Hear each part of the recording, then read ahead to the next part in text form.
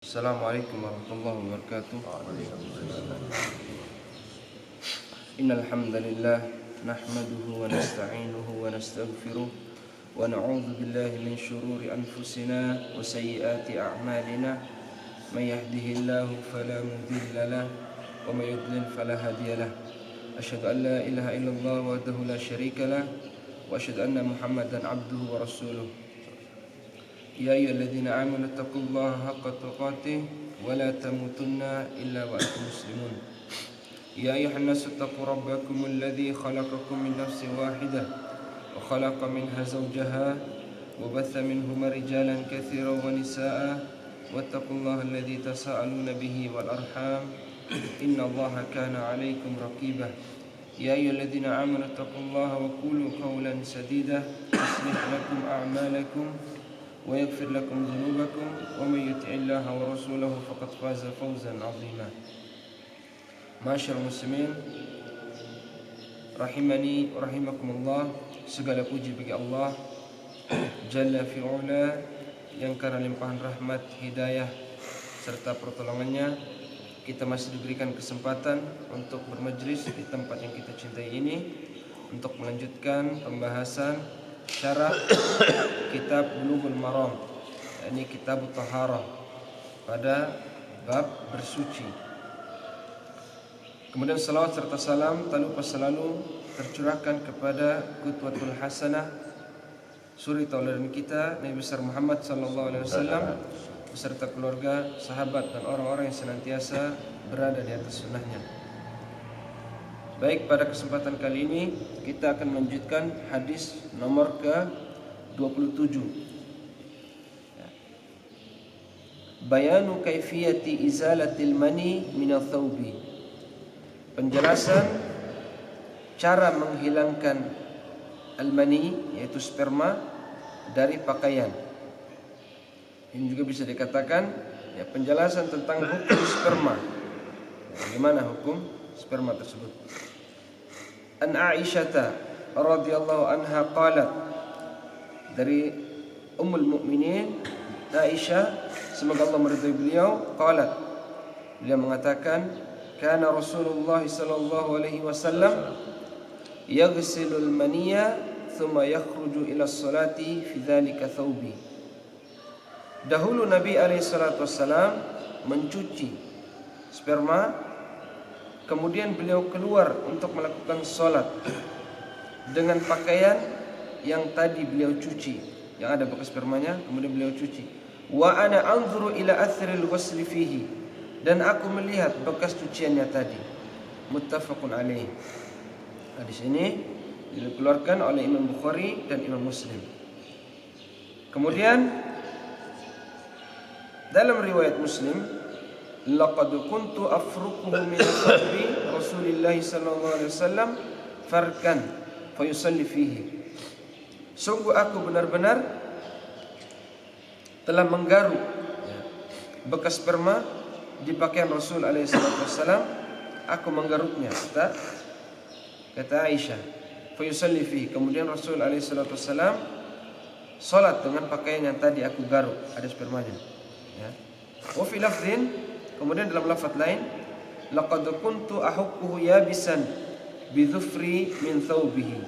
Sungguh aku telah menggaruk dengan kukuku, dengan tanganku, sperma yang telah kering di pakaian Rasul alaihi salatu wasallam. Jadi dari ketiga hadis ini, yang pertama dijelaskan bahwa Aisyah menjelaskan bahwa Rasul mencuci sperma yang basah yang ada di pakaiannya. Kemudian beliau sholat dengan pakaian yang tadi. Kemudian dalam riwayat lain, Aisyah menggaruk bekas sperma yang ada di pakaian Rasul alaihissalam. Artinya spermanya tadi kering karena digaruk. Kalau dicuci berarti basah. Al-wajhul awal fi tarjamatir rawi. Pertama kita masuk pada penjelasan tentang rawi hadis, yaitu Ummul Mukminin Aisyah. Wahia Ummul Mukminin Aisyah binti Abi Bakar As-Siddiq radhiyallahu anha. Rawi hadis ini yaitu Ummul Mukminin Aisyah. Ummul Mukminin artinya adalah istri-istrinya Nabi alaihi salatu wassalam. Beliau adalah putrinya Abu Bakar As-Siddiq, ya. Khalifatul Rasul, ya, Khalifatul Rasul, pengganti Rasul alaihi salatu wassalam. Tazawwajaha an-Nabi sallallahu alaihi wasallam fi Makkah ba'da mauti Khadijah. Rasul alaihi salatu wasallam menikahi Aisyah di Mekah ketika telah wafat Khadijah radhiyallahu anha. Wa qad warada anha anna Rasulullah sallallahu alaihi wasallam tazawwajaha wa hiya shaghirah. Ya. Dalam riwayat dikatakan bahwa Rasul menikahi Aisyah ketika beliau masih kecil, ya, 6 tahun kurang lebih. Beliau menikahi namun belum digauli, ya. Wa adkhalat alaihi, kemudian Rasul, ya, atau Aisyah bergaul dengan Nabi alaihi wasallam, ya, hubungan pernikahan itu terjadi ketika usia beliau menginjak kurang lebih 9 tahun. Ya. Wa makatha indahu 9. Kemudian tinggal bersama Nabi ketika usianya sudah menginjak 9 tahun. Wa kanat ahabban nisa'i ilaih. Ya, dan Aisyah ini merupakan wanita yang paling dicintai. Ya. Dalam satu riwayat, sahabat bertanya kepada Rasul alaihi salatu wassalam, "Ya Rasulullah, ayun nasi ahabbu ilaik?" Ya. Siapa manusia yang paling engkau cintai? Maka Rasul menjawab, Aisyah. Ya. Aisyah minar rijal. Kemudian sahabat bertanya, dari kalangan laki-laki yang aku tanyakan, wahai Rasul. Kemudian Rasul menjawab, abuha, ya, Abu Bakar As-Siddiq. Berarti dari kalangan wanita yang paling dicintai siapa? Aisyah. Dari laki-laki siapa? Abu Bakar As-Siddiq, ya. Anak dan ayah, dua-duanya merupakan manusia yang paling dicintai Rasul alaihi salatu wassalam. Kemudian dalam riwayat lain, dalam hadis lain tentang kemuliaan Aisyah, wa qala fiha sallallahu alaihi wasallam, fadlu Aisyah 'ala an-nisa'i ka fadli tharidi 'ala sa'ir at-tu'ami. Ya. Hadis ini dikeluarkan oleh Imam Bukhari dan Imam Muslim. Pak Wahyudin, apa bedanya muttafaqun alaih dengan riwayat Bukhari dan Muslim? Muttafaqun alaih diwarikan dengan sanad yang sama. Ya. Sedangkan Bukhari dan Muslim beda sanad. Ya, ya, itu bedanya, ya. Kalau dikatakan rawahu Bukhari wa Muslim berarti jalur periwayatannya berbeda. Kalau dikatakan muttafaqun alaih, ya sama-sama meriwayatkan tapi dengan periwayatan yang sama, ya. Apa ya tadi dijelaskan? Fadlu Aisyah, keutamaan Aisyah atas wanita-wanita yang lain, kata Rasulullah SAW, kafadli tharidi ala sa'ir tu'ami. Ya, tharid itu makanan yang terbuat dari daging domba. Ya. Di zamannya makanan ini termasuk makanan yang sangat enak, yang sangat favorit. Sehingga Rasul menggambarkan kedudukan Aisyah terhadap wanita yang lain seperti tharid atas makanan yang lain. Artinya makanan yang paling berharga, yang paling mahal ketika itu, yang paling enak. Berarti di sini menunjukkan bahwa Aisyah lebih utama dari wanita-wanita yang lain. Ya. Kemudian dalam riwayat yang lain, wa qala fiha li Ummi Salamah, ya, wallahi ma nazala alayya al-wahyu wa ana fi lihaf imra'atin min kunna illa Aisyah. Demi Allah, kata Rasulullah SAW kepada Ummu Salamah, demi Allah, tidaklah wahyu itu turun, ya, ketika aku bersama dengan para istri-istriku, yakni di dalam selimut bersama istri-istriku, kecuali ketika aku bersama dengan Aisyah. Ya, hadis ini kalau kita perhatikan asbabul wurudnya, ketika itu sahabat banyak yang sering memberikan hadiah kepada Rasul, tapi kalau gilirannya Aisyah, artinya ketika Rasul berada di rumah Aisyah, sahabat ini datang kasih hadiah. Tapi kalau ada di rumahnya Ummu Salamah atau istri-istri yang lain, Hafsah dan sebagainya, tidak ada yang kasih. Mereka mau kasih ketika Rasul berada di rumahnya Aisyah. Maka istri-istri Nabi ini protes, minta tolong kepada Ummu Salamah yang juga merupakan istri Nabi, ya.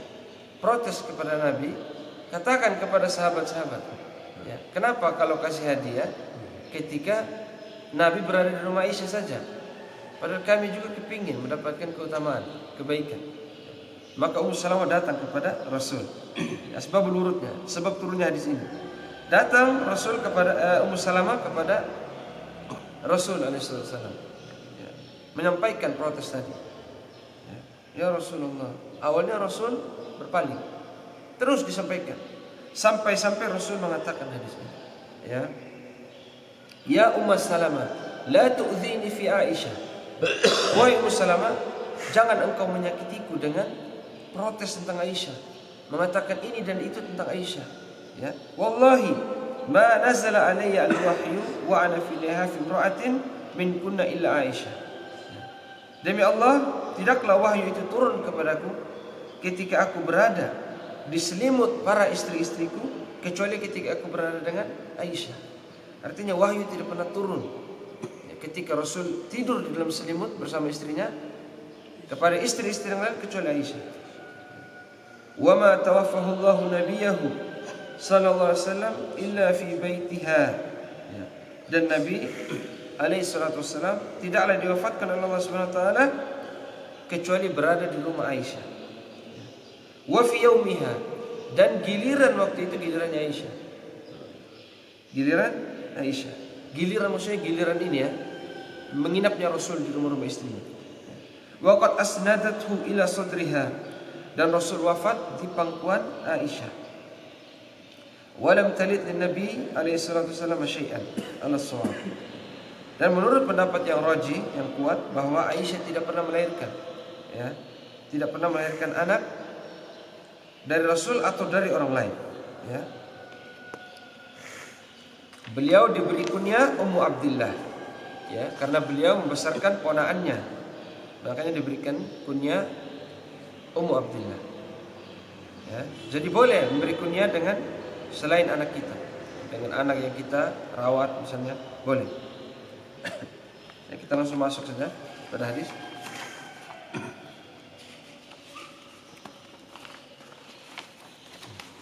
Al-hadis dalilu ala taharatil mani al-adami.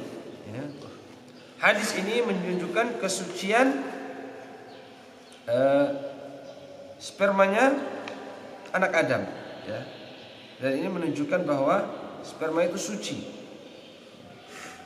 Wa anna hadiyan Nabi alaihi salatu wassalam fihi ghuslu ratbihi wa farqu yabisihi. Ya, karena dilihat dari hadis Rasulullah SAW. Adapun ya hadis Nabi tadi mencuci yang basah kemudian menggaruk dari sperma yang kering, wa hadza dalilu ala taharatihi. Ini menunjukkan bahwa sperma itu suci. Kata Syekh Shalih Fauzan, wa adamu najasatihi, dan sperma itu tidak najis. Li'anna farqa thawbi minhu yabisan wa salatu fihi min ghairi ghuslin dalilu ala taharatihi. Karena menggaruk sperma yang kering dari pakaian tadi, ya, kemudian sholat dengan pakaian itu, kata Syekh, merupakan bukti bahwa sperma itu suci. Wa hadzal masyhuru indal Hanabilah wa Syafi'iyah. Dan ini pendapat yang dipegang oleh jumhur Hanabilah dan Syafi'iyah. Ya, ulama Hanabilah, mazhab Hambali dan Syafi'i mengatakan bahwa sperma itu suci, tidak najis. Ya. Ada sperma, ada wadi, ada madhi. Ya. Sperma itu cairan yang keluar dari kemaluan kita karena syahwat. Ya. Ketika berhubungan, ya, selesai berhubungan atau di klimaks keluar, ya, dengan apa namanya, ya, kuat, ya. Kemudian disertai dengan kelezatan, itu sperma. Meskipun ada yang keluar misalnya tidak lezat, tetap sperma. Asalkan keluarnya setelah berhubungan, klimaks berhubungan, ya, berwarna putih. Adapun wadi itu cairan putih, ya, yang keluar ketika kita selesai kencing. Di ujung akhir kencing itu ada yang keluar, agak kental sedikit. Itu wadi. Itu wadi. Kemudian ada madhi. Madhi ini keluar ketika kita bersyahwat, tapi tidak ketika berhubungan. Ya.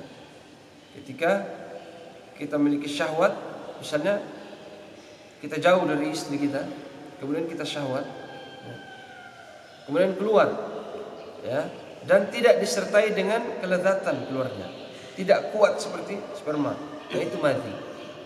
Ketiga-tiganya ini kalau keluar batal wudunya, ya.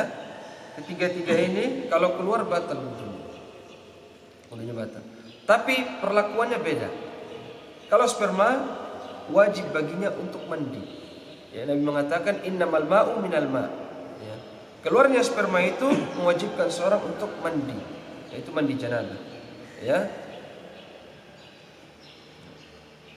Kemudian dalam surah Al-Maidah, kalau Ta'ala wa in kuntum junuban fatahharu. Ya. Apabila kalian junub, maka bersucilah, yaitu mandilah. Ya. Ini kalau sperma. Ya. Kalau keluar harus mandi. Tidak cukup hanya berwudu. Kalau tidak ada air bagaimana? Tayamum. Sampai belum dapat air, ya, misalnya Pak Wahyudin, Pak Sulaiman lagi tugas misalnya, tidak ada air. Ya, tiba-tiba maka yang dilakukan apa? Bertayamum. Ya, kalau tidak ada air, sampai menemukan air baru mandi.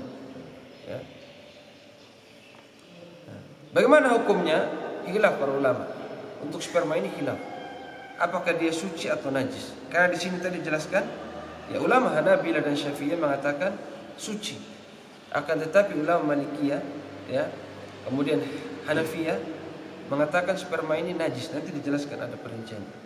Adapun wadi, ya, ijma' para ulama, dia najis. Ya. Tapi kalau keluar, cukup seorang itu berwudu saja. Tidak perlu dia mandi. Dengan syarat hilangkan dulu najisnya tadi. Ya, cuci kasih bersih, sudah hilang wadinya, terus dia berwudu, boleh langsung sholat, tidak perlu mandi. Ini kalau wadi. Kalau madhi bagaimana? Najis, ya, wadi najis. Jadi wadi dengan madhi tadi ijma' para ulama najis. Adapun sperma khilaf. Ya. Kalau madhi keluar, maka yang harus dilakukan dicuci bersih, lalu berwudu, kemudian sholat. Tidak perlu dia mandi. Ya. Saya rasa wadi madhi ini masih samar, ya. Ya, samar, ya. Sama, saya juga sama. Karena kadang kita sulit untuk membedakan. Tapi yang jelas madhi itu keluar tidak ketika berhubungan. Ya, antum ketika syahwat misalnya jauh dari istri, keluar ada sesuatu yang keluar, antum tidak rasa. Ya, kadang madhi ini keluar kita tidak rasa. Keluar ketika syahwat. Ya, kalau sperma keluarnya tahu kita. Tapi kalau madhi ini kadang tidak tahu. Nah, itu madhi. Itu najis hukumnya, harus dibersihkan dulu, ya, dicuci. Setelah itu wudu, baru bisa sholat, tidak perlu mandi. Ya. Kita lanjut pada hadis. Wa qalat Hanafiyah wal Malikiyah, nah ini tadi, inna maniyal adami najasun. Adapun Hanafiyah dan Malikiyah mengatakan sperma itu najis. Wala budda fi taharatihi minal ma', dan harus disucikan dengan air. Sawa'un akana yabisan aw ratban. Ya, sama saja apakah dia kering atau basah. Kalau tadi ulama Syafi'iyah Malikiyah berdalil dengan hadis Aisyah, bahwa Aisyah menggaruk sperma yang kering. Berarti apa? Ya, mafhumnya boleh untuk membersihkannya dengan digaruk. Ya, karena apa? Suci. Ya. Kalau Hanafiyah Malikiyah ada sperma mau kering mau basah harus dicuci dengan air. Tidak boleh digaruk meskipun sudah kering. Karena dia najis, ya. Wa qalat Hanafiyah. Kemudian mazhab Hanafiyah mengatakan ratbuhu la budda fihi minal ma'. Ya. Adapun yang basah harus dibersihkan dengan air. Wa yabisuhu yutahhiruhu al-farqu. Adapun kalau kering dibersihkannya cukup dengan digaruk. Wastadallu bi hadithi Aisyah al-madhkur. Mereka berdalil dengan hadis Aisyah di atas. Wa fi riwayah, dan riwayat yang lain, kuntu agsilul janabata min thawbi Rasulillah sallallahu alaihi wasallam fayakhruju ila sholati wa inna baqal ma'i fi thawbihi. Dan riwayat yang lain kata Aisyah, aku pernah mencuci, ya, bekas sperma di baju Rasul alaihi salatu wasallam. Kemudian beliau pergi salat dengan baju tersebut, ya, dan bekas air tadi yang bekas aku cuci ada di pakaiannya. Masih ada bekasnya. Ya. Wajhud dilalah, ya, sisi pendalilannya, annal ghusla la yakunu illa anin najasi. Ya. Sisi pendalilannya adalah, ini kata ulama Hanifiyah dan Malikiyah. Ini perhatikan. Ya. Sisi pendalilan mereka, ya, bahwa mencuci itu tidak akan terjadi kecuali karena najis. Sisi pendalilan Hanafiyah Malikiyah dengan hadis yang sama. Mereka mengatakan, ya, Aisyah mencuci sperma tadi karena najis. Kalau tidak najis tidak mungkin dicuci dengan air. Ini kata Hanafiyah Malikiyah. Wal muqarraru fil usuli anna al mudhari ba'da lafzati kana yadullu ala mudawamati wal ikthari min dhalika al fi'li kama taqaddam. Ya. Penjelasannya adalah karena di dalam bahasa Arab apabila fi'il mudhari itu jatuh setelah kana, ya, maka menunjukkan mudawamah, terus berlangsung. Artinya sering Aisyah melakukan hal demikian. Artinya dalam hadis ini kata mereka yang berdalil dengan hadis tadi, Aisyah mencuci tadi bukan sekali dua kali, tapi terus sering. Ya, karena fi'il mudhari jatuh setelah kana. Dalam bahasa Arab menunjukkan mudawamah, awil ikthar, atau sering terjadi, sehingga menunjukkan bahwa sperma itu najis. Makanya Aisyah mencuci, kata ulama Hanafiyah Malikiyah. Wa ajabu min hadithi farqil mani bi ajwibatin, dan mereka menjawab tentang yang membantah hadis menggaruk tadi. Ini bantahan mereka, karena ada hadis tadi Aisyah menggaruk, ya. Kaqaulihim, seperti perkataan mereka, innahu laisa min lazimil farqi taharah, ya. Wa qauluhum inna thawbal ladzi kanat Aisyah tafruquhu huwa thawbun naumi, ya, wa laysa thawbus shalah. Mereka mengatakan bahwa, ya, yang Aisyah garuk tadi bajunya itu bukan baju salat, tapi baju buat tidur. Ini dalil mereka yang membantah, ya, dalil tadi ulama Hanifiyah Malikiyah, ya, Aisyah menggaruk sperma di baju tadi karena bajunya bukan pakai salat, tapi baju khusus untuk tidur. Ini kata mereka. Ya, tapi nanti dibantah lagi, ya. Waqalat Hanafiyah, adapun Hanafiyah mengatakan, ya, wa kana al-qiyas yaqtadi ghusla yabisihi, ya, aidan liqauli najasan. Ya, adapun qiyas, ya, menjelaskan bahwa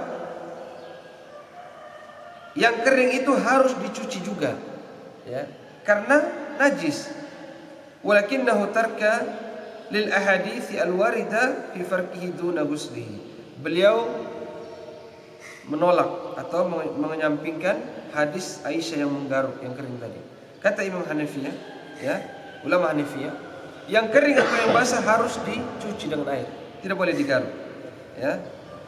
Waraji, adapun pendapat yang raji, kata Syekh Shalih Fauzan di sini, annal maniyya tahirun li quwwati dalilihi, bahwa sperma itu suci karena kuatnya dalil-dalil yang dipegang oleh Imam, ya, Syafi'i dan Hambali, atau ulama-ulama Syafi'iyah dan ulama-ulama Hanabilah. Fa innahu law kana najasan, ya, karena kalau dia itu najis, lakana al-qiyasu wujuba ghuslihi, ya. Karena kalau najis maka kiasnya, ya, harus dicuci, ya, harus dicuci, tidak bisa hanya digaruk. Kama tughsalu sa'iru najasat, sebagaimana dicucinya semua najis-najis yang lain, ya, kaddamin najasi wa ghairihi dunal iktifai bi farqihi, sebagaimana najisnya darah haid, ya, walaupun kering harus dicuci, tidak bisa hanya digaruk, ya. Ini kata Syekh, li'anna najasa la tuziluhu min ath-thawbi al-farqu dunal ghusli, karena najis itu yang kering tidak bisa hilang hanya digaruk, tapi harus dicuci, kata ulama yang mengatakan, ya, najis. Wala ta'arud baina hadits al-ghusl wa hadits al-farqi, dan tidak ada pertentangan antara hadis yang menjelaskan tentang mencuci tadi dengan menggaruk, limkanil jam'i, karena mungkin saja untuk digabungkan kedua dalil tadi. Wa dzalika bihamlil ghusli 'ala al-istihbabi wa tandhifi, ya, bagaimana caranya? Yaitu dengan membawa hadis mencuci tadi ke dalam bab istihbab, ya, atau dianjurkan. Artinya meskipun kita meyakini sperma itu suci, tapi termaksud adab seorang muslim, kalau ada di pakaian harus dicuci, ya, dicuci. Sebagaimana ingus, Antum kalau lihat ada ingus di sarung, di baju, kalau antum sholat dengan ingus tadi sah sholat antum. Tapi antum nyaman tidak sholat ada ingus tadi? Tidak nyaman. Maka dicuci. Begitupun sperma. Sperma meskipun suci, kalau ada di pakaian, hendaknya seorang muslim itu mencucinya. Ya, hilangkan dulu. Meskipun dia suci. Ya, jangan mentang-mentang sudah tahu sperma suci, pergi sholat di Al-Azhar ada sperma. Ya, biar tunggu temannya sebelah tegur. Ya, supaya kasih tunjuk ilmunya. Ya. Atau ada dahat, sengaja ya, biarkan di sarung. Sholat dulu. Biar nanti waktu ruku ada temannya yang lihat. Ya, akhi, itu ingus ada di sana. Suci. Pakai dalil. Ya, tapi harus disucikan. Ya. Lianna al-ghusla la yadullu ala najasati syai'. Ya, karena mencuci itu tidak menunjukkan najis, kata Syaikh Fauzan. Fa innahu la mulazamata bainal ghusli wa tanjisi. Karena tidak ada kaitan yang kuat ya, antara mencuci dengan najis. Ya, kenapa? Li jawazi ghusli taharat katurabi wat tini wad duhni wa ghairiha mimma yusibu al-badana aw thawba. Karena boleh seorang itu mencuci bukan hanya dengan air, boleh dengan tanah, debu. Kemarin jelaskan. Ya, bahkan seorang kayak kemarin mana enggak ada orang. Dia datang dari rumahnya misalnya, ya. Di sendalnya ada najis. Dia injak tai misalnya, tai apa? Ya. Ya jangan tai anjing, karena tai anjing itu berat, ya. Dia harus cuci 7 kali nanti. Tai apa misalnya? Kerbau. Ya, selainnya kotoran misalnya, dia injak dari rumahnya. Nah, tanah-tanah berikutnya yang diinjak oleh sendal tadi mensucikan sendal tadi. Jadi tidak perlu lagi makanya wanita itu disunahkan, ya. Pakaiannya itu panjang. Ya, panjang menutupi kakinya. Bahkan kita lihat wanita-wanita yang faham tentang sunnah, dia menggunakan pakaian sesuai dengan syariat, itu pakaiannya akan menyeret di tanah. Ya. Kenapa? Apakah kotor? Tidak. Karena tanah-tanah berikutnya atau debu-debu berikutnya yang kena dari pakaian tadi itu mensucikan kotoran yang kena tadi. Seandainya pakaian yang panjang tadi tidak sengaja kena kotoran misalnya, biarkan saja. Karena pakaian berikutnya ya, atau tanah-tanah berikutnya tadi akan mensucikan pakaian tadi. Ya, itu. Ini dalilnya bahwa ulama Hanabilah mengatakan sperma itu suci. Ya. Karena mencuci tidak berarti menunjukkan najisnya sperma. Kenapa? Karena tidak hanya mencuci untuk menghilangkan najis, bisa dengan debu tanah. Ini dalilnya yang dikatakan oleh Syaikh Fauzan. Ya. Tsumma yusalli fihi. Ya, wa hadha sarihun fi taharatil mani la yahtamilu ta'wila. Ya. Ini yang paling jelas, paling benar bahwa sperma itu suci. Wa yufidu ma'a ma qablahu anna al-mashru'a izalatu athar al-mani wa 'adamu tarkihi ala thawbi hatta ala al-qawl bi taharatihi. Ya. Bahkan kata Syekh, ya, boleh seorang itu tidak meninggalkan, tidak menghilangkan sperma, ya. Kalau dia mau sholat boleh sebenarnya, sah. Ya, tapi tidak beradab, ya, tidak beradab. Meskipun antum sholat sendiri, ya, termasuk adab antum bersihkan. Meskipun antum tahu suci, ya, kecuali antum tidak tahu, ya, antum tidak sadar misalnya antum malam tidur pakai celana, ya, antum tidur pakai celana, antum tidak sadar, bangun pagi langsung pergi sholat, karena tidak sadar. Misalnya ihtilam, antum mimpi basah misalnya, tidak tahu ada basah, sholat dengan, ya, sah tidak? Sah. Tidak sah. Belum mandi. Karena belum mandi besar. Oh ini bagus ya. Kenapa? Kata keluar sperma wajib mandi. Jadi bagaimana kalau sudah tahu? Mandi. Ya. Kalau tahu waktu sholat, wah ini sudah rakaat terakhir ini, tunggu dulu. Tidak enak kalau mau berhenti sholat. Apalagi Pak Wahidin di sholat pertama misalnya. Apa yang antum lakukan ini? Antum sholat ini. Batalkan dulu. Batalkan. Oh, saya kira tunggu selesai. Harus batalkan ya. Batalkan. Keluar dari sholat, ya, pulang mandi atau mandi di belakang. Ya. Kalau mau cepat takut lambat mandi di belakang. Mandi. Ya langsung dengan pakaian tadi enggak apa-apa. Antum percik-percikin dengan air bekas sperma tadi. Sholat lagi. Ya. Jadi jangan langsung sholat, ya. Ya. Nah, terkait dengan mimpi basah ihtilam ini, ya. Ya, kalau Rasulullah SAW, Nabi ditanya, anir rajuli, tentang seseorang, wajadal balala, kata Rasul, kata sahabat, ya. Nabi ditanya tentang seorang yang tidur dan dia mendapati ada basah di celananya. Dia tidur malam, dia dapat ada basah, tapi dia tidak tahu ada mimpi, dia tidak sadar mimpi, ya. Maka dia ini tetap harus mandi. Ada orang mimpi basah, banyak maaf, mungkin jauh dari istri atau orang belum menikah misalnya, menghayal dia, menghayal, akhirnya ke bawah mimpi. Mimpi dia sadar dia mimpi kayak gitu, ya. Bukan dia bikin-bikin, mimpi dia. Terus bangun tidak ada basah, apakah dia harus mandi? Mandi tidak, Pak Widin? Tidak, karena tidak ada basah, ya. Jadi kalau seorang itu mimpi malam, ketemu paginya ada basah, dia harus mandi. Kalau orang tidur malam, ketemu ada basah di celananya, apalagi maaf dia pegang agak kental-kental dikit, meskipun dia tidak mimpi, dia tidak sadar mimpi atau tidak, dia tetap harus mandi, ya. Tapi kalau mimpi tapi tidak ada apa-apa, tidak perlu mandi, ya. Yang perlu adalah istighfar. Kenapa? Karena dia menghayalnya, makanya ke bawah mimpi, apalagi yang belum menikah, ya. Nah ini dijelaskan, ya. Mimma yu'ayyiduhu aidan ma warada an Ishaq bin Yusuf qala haddatsana Syariq an Muhammad bin Abdurrahman an Atha an Ibn Abbas radhiyallahu anhuma qala su'ila Nabi alaihi salatu wassalam anil mani yusibu thawba. Nabi pernah ditanya, ya, tentang sperma yang mengenai pakaian. Faqala, beliau Rasul menjawab, innama huwa bimanzilatil mukhati wal busaqi wa innama yakfika an tamsahu bi khirqatin. Nabi mengatakan sesungguhnya sperma itu kedudukannya sama seperti al-mukhat, ingus. Ya, tadi saya katakan ingus, sama, sperma itu sama kayak ingus. Kedudukannya dalam syariat sama kayak ingus. Ya, wal busaq sama seperti ludah. Jadi dalamnya statusnya dalam syariat, ingus zatnya, ya, saya tidak bahas prosesnya. Zatnya ingus, sperma dan ludah itu sama. Sebagaimana ludah itu dimaklumi atau dimaafu ketika kena pakaian, sperma juga demikian, ya. Tapi prosesnya itu yang menjadikan dia berat, ya. Menjadikan dia berat. Ya. Cukup untuk melapnya dengan kain, ya, tamsahu bi hirqatin. Cukup melapnya dengan kain. Wa amma qauluhum bi annahu kharij min sabil. Nah ini, sebagian ulama Hanafiyah, Malikiyah berdalil bahwa dia itu najis, sperma itu najis. Kenapa?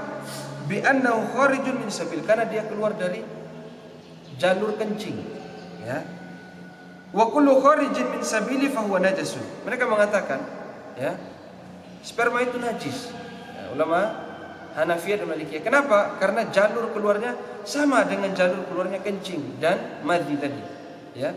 Madhi air kencing, ya, al-baul air kencing tadi dengan sperma sama jalurnya. Sehingga kata mereka sama-sama najis karena tempat keluarnya sama, ya. Maka dijawab oleh ulama Hanabilah dan ulama Syafi'iyah, fa hadha istidlalu bi mahallin niza' ala mahallin niza'. Ini, ya, tidak diterima, ya. Dalilnya tidak diterima, fala yuqbal. Thumma inna qiyasahu ala kulli kharijin bi kharijil ishtiraki fil makhraji manqusun bil fammi atau manqusun bil fammi, ya. Mengatakan saya di sini, kias yang dilakukan oleh ulama-ulama Hanafiyah, ulama-ulama Malikiyah mengatakan bahwa semua yang keluar dalam jalur yang sama itu menunjukkan sama statusnya najis. Ini tertolak, kata Syekh Shalih Fauzan. Kenapa? Karena mulut pun mengeluarkan sesuatu yang najis. Apa? Muntah, kata Syekh Shalih Fauzan, ya. Air ludah tidak najis, dahak tidak najis, ya. Tapi muntah itu najis, padahal keluar sama-sama dari mulut. Ini kata Syekh Shalih Fauzan, ya, maka tidak diterima.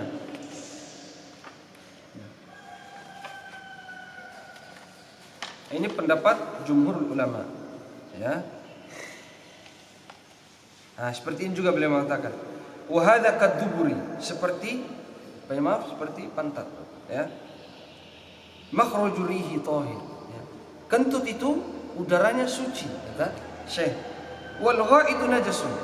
Tapi kotoran tinja itu najis. Ya. Bahaya kalau kentut itu najis. Bagaimana cara mensucikan? Ya? Ini dalil dari ulama mengatakan bahwa sperma itu suci. Keluarnya dari jalur yang sama tidak melazimkan sama hukumnya. Ya, ini sedikit dari faedah yang dapat kita petik dari hadis hadis ke-27 ini. Semoga yang sedikit ini bermanfaat untuk kita semua. Kita tutup dengan doa kafaratul majelis. Subhanakallahumma wa bihamdika asyhadu an la ilaha illa anta astaghfiruka wa atubu ilaik. Assalamualaikum warahmatullahi wabarakatuh.